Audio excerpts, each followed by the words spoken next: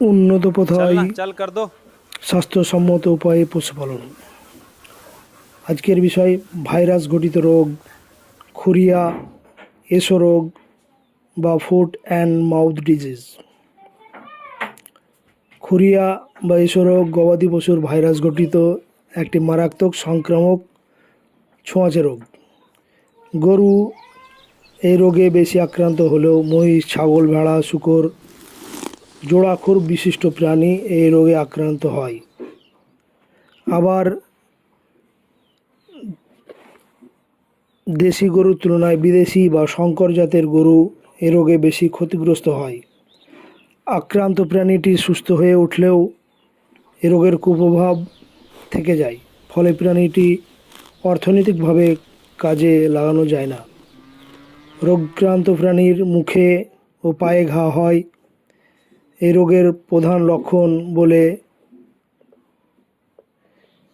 একে foot and mouth disease বলে। এসো রোগের কারণ পিকনা জাতীয় পরিবার এফএমডি ভাইরাস। चल कर दो। সাধারণত 7 প্রকার এফএমডি ভাইরাস দ্বারা প্রাণী আক্রান্ত হয়। এগুলি হলো AOC, Asia 1, south African type 1, 2, 3 এ সকল মুখ্য ভাইরাস। আবার বিভিন্ন সাবটাইপ আছে, তাই কখনো কখনো টিকা দেওয়া সত্ত্বেও অন্য কোনো একটি সাবটাইপ রোগ সৃষ্টি করে থাকে। এ রোগের কিছু লক্ষণ: আক্রান্ত প্রাণীর প্রথম অবস্থায় প্রচণ্ড জ্বর হয়, দেহের তাপমাত্রা 104 ডিগ্রি থেকে 106 ডিগ্রি ফারেনহাইট পর্যন্ত হয়। প্রাণীর মুখে ঘা হয় বলে খাওয়া প্রায় বন্ধ করে দেয়।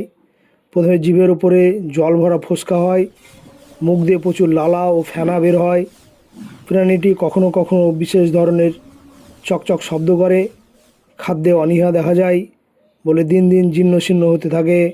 পরে জিভের ফোসকা ফেটে গিয়ে ঘা হয়, জিভ ফুলে যায়। কখনো কখনো জিভের উপর ছাল খসে গিয়ে বেরিয়ে আসতেও দেখা যায়। জিভের ফোসকা ফেটে গেলে चल कर दो। জ্বর কমতে থাকে। খুরের ফাঁকে ঘা হয় বলে হাঁটাচলা করতে কষ্ট হয়, খুঁড়িয়ে খুঁড়িয়ে চলে। অনেক সময় ঘা সারতে দেরি হলে এক ধরনের মাছি ওই ঘায়ে ডিম পাড়ে এবং মাছির ডিম ফুটে লার্ভা হয়, সাদা পোকার মতো। এই পোকার উপদ্রব পায়ের ভীষণ যন্ত্রণা হয়, পা ছড়ে, পা থেকে অনেক সময় খুর আলগা হয়ে যেতে দেখা যায়।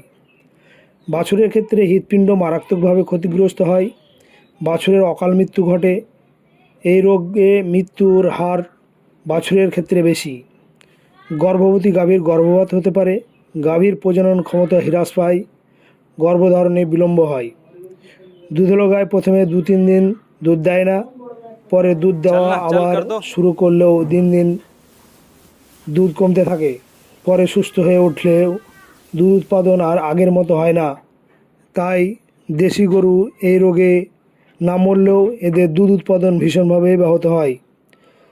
বলদ গরুর হৃৎপিণ্ড দুর্বলতার জন্য ঠিকমতো কাজ করতে পারে না, সব সময় হাঁপাতে থাকে। রোদে चल একটু कर কাজ दो। করলে এদের হাঁপানি বেড়ে যায়। ধন্যবাদ।